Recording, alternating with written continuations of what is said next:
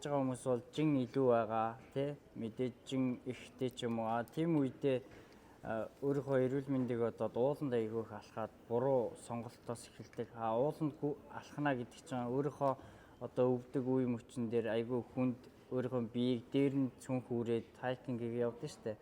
Тэгэхээр өөртөө амар ачаал өгөөд ер нь өвдгөндөө ачаал өгөөд байдаг. Тэрийг мэдхгүй ингээд дасгал хөдөлгөөн хийгээ яваад байгаа байж яагаад ингээд хөл өвдөд өвдөг өвдөд байгаа ингээд шууд гүүх юм бол ерөнхийдөө одоо нэг таны жирүү байдгаас илүү ачаал авна штэ. Үе мөчтөө өвдөг чинь шагаа чинь тийм болохоор гарахын өмнө заавал шагаа өвдөг мөр тэгэл нуруу одоо юу гэдгийг тонгоогоо жоохон сунгадаг юм уу хоёр хөлөө эргүүлээд одоо хөдөлгөнө эсвэл сунгалтын засал гэдэг байгаа шүү дээ. Сунгалтын засалыг хийгээд тэгжиж хийж одоо нөө үе мөчийг халсны дараа гүүхгүй шууд гүйснээс болж хамгийн их бэртэл хэмтэл ирнэ.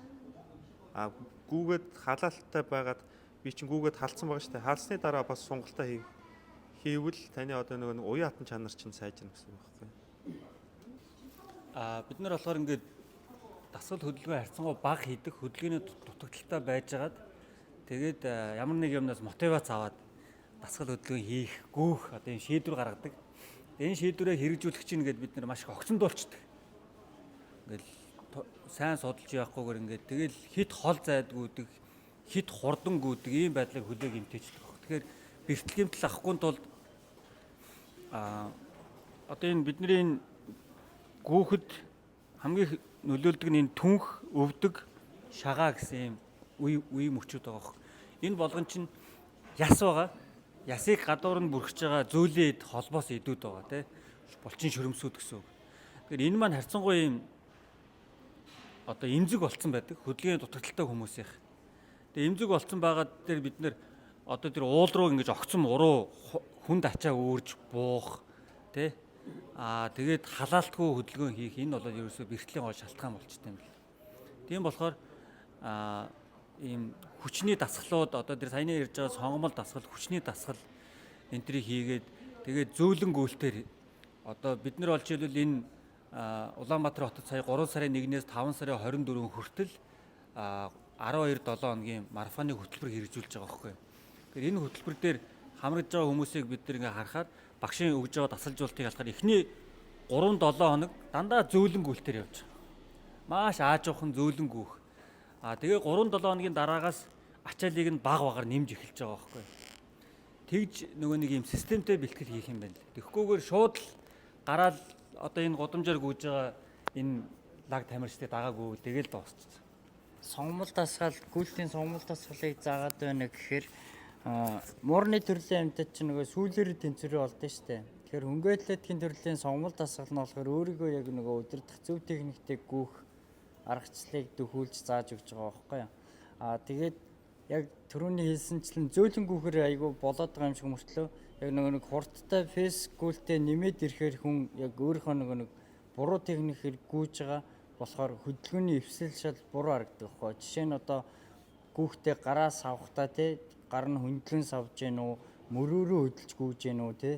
Тэгээд та түнхээ бас уршааж ихэж орж гэнэ үү, зөвхөн цэвэр яг дугуйж хийж байгаа юм шиг гүйлт уршаа хөл гарч гүйж гэнэ үү гэд олон шалтгаан байна. Тэгээд гүүхтэй одоо бид гарахаараа дасгал хийхдээ зааж өгөн заяа. Тэгээд техниктэй ингээд яг гүйж байгаа хүн одоо хөвлийн нурууны хүчний одоо сул байх юм бол нуруу өвдөг хүн байх юм бол тий одоо удаан төсвөртэй яг нөгөө нэг жигд гүйж чадахгүй байхгүй.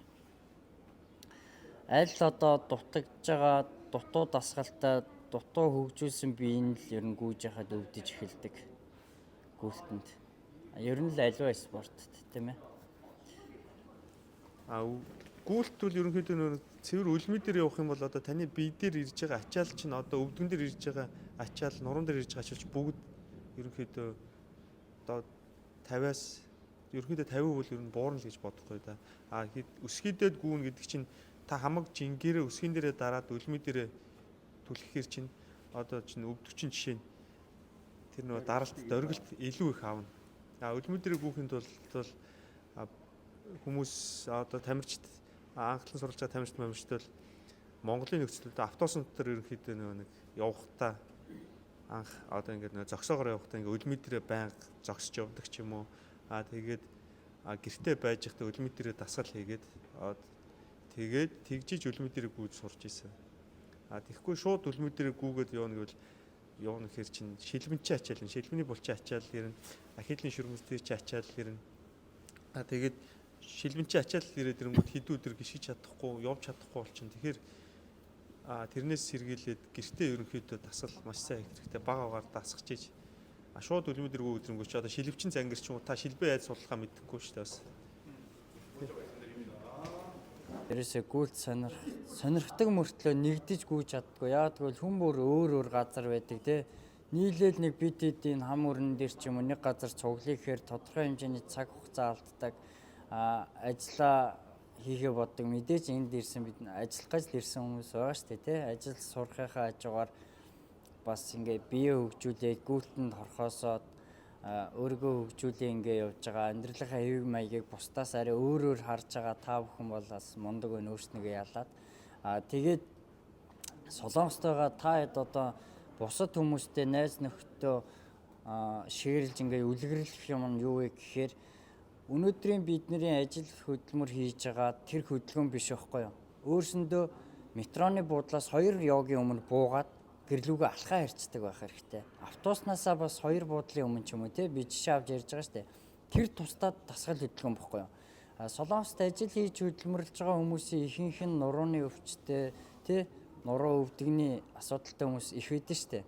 Энэ дээр болохоор яах вэ гэхээр хүн болгон ингээд ажиллаа дараад ирэнгүүтлээ би өнөөдөр ажиллаад ирлээ гэж өөртөө ялархаад бушуухан амархаа бодвол гизээ дүүртэл сайхан идчихэл амархаа боддог.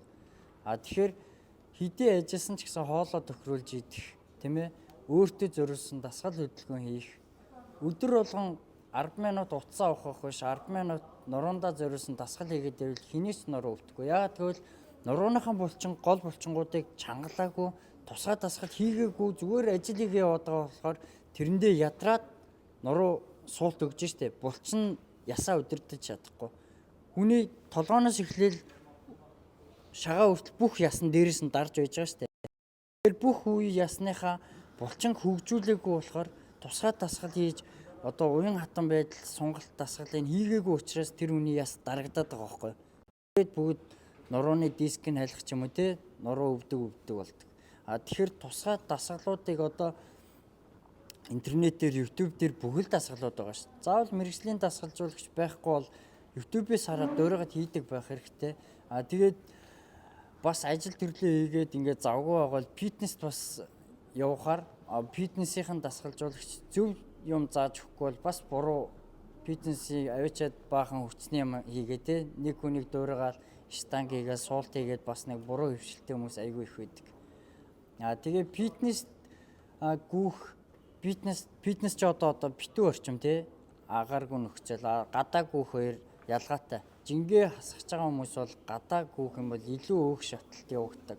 Өөхөө шатаханд бол зүгээр энгийн алхаанаас эхэлнэ. Эрчимтэй алхаа, зөөлөн гүйлт тэ 40 минутаас ерөнхийдөө дээш гүйж алхаж харьяаж ирнэ өөх шатаж эхэлдэг байгаа шүү.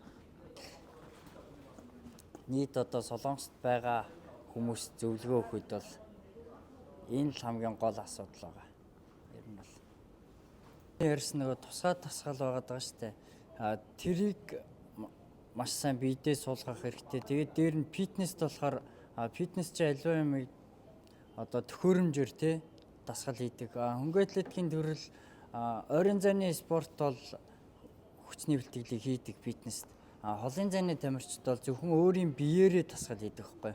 Өөрийн биеэрээ болон эрзэнтэй дасгалуудаар дасгалуудаа хүчний бэлтгэлийг хийдэг байгаа. Тэгээ фейсгүүлтийг болохоор зөвхөн одоо нэг хөвшлэр өглөө болгон нэг цэгтээ ингээд гүйдэг биш те. Тусгай бэлтгэл гэж ордгийг. Темптэй гүйлтгээд 7 хоногт одоо 6 өдөр нь бэлтгэлийн нэг өдөр нь амарна. Энд болохоор интервал бэлтгэлгээд одоо таны физик сайжруулахын тулд тусгай ингээ хурдны бэлтгэлүүд орж өгдөг байхгүй юу?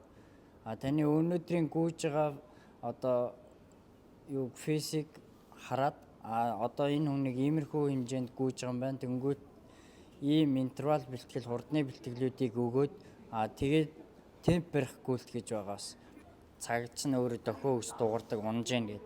Эсвэл нэг өнөөдөр өчигдөр ингээд одоо ажил төрөлтөө би чинь ядраагүй хөнгөн байвал өнөөдөр нэх гоё байл гүйчмэр санагддаг. Тэгээ тэр үедээ амар өндөр фесттэй явдаг. Тэнгүүт маргааш нөгөөдгөө давтаж чадахгүй ч юм уу. Энийг болохоор одоо яг мэргэжлийн цагуудаар хэмжилтээ хийгээд явах бас боломжтой. Ганцаараа байгаа бол. Тэгээ баг хамт олонтой юм уу цуг гүхэд ерөнхийдөө бүгд дасгалжуулагчийн завраар бэлтгэлээ хийн. Тэгэхээр ерөнхийдөө бүүнөрөө яг цуг бэлтгэлээ хийх боломжтой. Дээр нь хажууд нь дасгалжуулагчийн хяналтанд ор давхар явж байдаг болохоор хийх нь чухал шүү. Ер нь бол мэргэжлийн дасгалжуулагчтай баг хамт олонтой хамтарнаа л гэсэн үг. Ганцаараа бол их хэцүү. Тэгээ аливаа хөнгөлөлтгийн спорт бүгд цагтаа хэмжигддэг. Тэгээ цагаар өөрийнхөө ганцаараа хүн бол цагтаа заавал бэлтгэл хийх хэрэгтэй байдаг. Хэвийн жинтэй хүн үү, илүүдэл жинтэй хүн үү гэдгээс хамаарат зөвлөгөөнүүд нь өөр байх бах. Ерөнхийдөө бол бидний хоолоогоор давуулж байгаа хоол 3 хэсгээс бүрдэж байгаа. Уураг, өөх тос, нүүрс ус. Бидний одоо гүйж байгаа тэр хөдөлгөөнийг дэмждэг гол шатхуун нь нүүрс ус байхгүй. Тэгэхээр анх удаа одоо юу гэдэг жингээ хасгаж байгаа хүн бол нүүрс усныхаа хэрэглээ жоохон багасгаад өөхөө шатааж тэр хөдөлгөөнд итгэх тийм тактикаар явбал зүгээр. Хэвийн жинтэй одоо өөрсдийн хэвийн жинтэй хүмүүс бол нүүрс усаа хасах гэдэг шаардлагагүй. Зүгээр л иддэг юм идэл явсан дээр. Гүүхийн өмнө бол өглөө бол 2-3 жисэн талах иддэг ч юм уу, борц иддэг ч юм уу, нэг аяг цай, халуун цай, кофе уудаг ч юм уу те. Тэгчээд гараа явуул зүгээр. Гүүж орж ирчээд гүйсний дараа бол ер нь махшилттой юм уургалаг хоолунд идвэл зүгээр. Тэгээ ямар бэлтгэл хийх гэж байгаас хамаарна. Чамайг хараад байхаар ингээд Strava дээр хараад байхаар ерөнхийдөө өлгөө олон нэг 5-6 км ингээд яг нэг үйлдэлийг давтаад байна шүү дээ. Эн чинь бол одоохондоо сайн. Одоо чи цаашдаа жоохон ингээ гүйлтийнхаа үр дүн гүшээ сайжруулах гэвэл нөгөө бусад гүйлтийн техникүүдийг мэрэгжлийн асалж байгаагаас зөвлөгөө авч жагаад хийвэл зүгээр. Тэгэхгүй яг нэг үйлдэлийг ингээл өглөө болгон 5-6 км гүйгээд тахаар нөгөөх чинь үр дүнгээ өгөхөө болчдөг. Би чинь дас чинь те. Яг ийм үед би ч яг энийг одоо ийм байдлаар явж ирсэн. Тэгээд сүүлдээ ингээд мэрэгжлийн асалж байгаагч дээр зөвлөгөө аваад удирдлаганд нь хичээлээд эхлэхээр шал өөр үр дүн гардаг юм байна л те. Тэгээ эхлэл тавиад явж байгаа нь маш сайн. Эдэн сар ингээд тогтмол гүгээд эхэлж байгаа чинь яг зөв техникээр явж байгаа. Манай мандах илжсэн шүү дээ. Би эхний 3 сар яг өглөө болгон 5 км гүйдэг байсан гээд. Тэгээ мань хүн ерөөсөө тийм ноцтой бэртэл гэмтэл авж байгаагүй. Яагаад тэгэхээр яг зөв аргаар нь явцсан байгаа хөх тийм. Өөртөө илүү ачаал өгөхгүйгээр биеэ ингээд дасгаж байгаа хөх урт хугацаагаар. Тэгээ би чинь дасны дараагаар бол ачаалаа нэмж болж байгаа хөх тийм.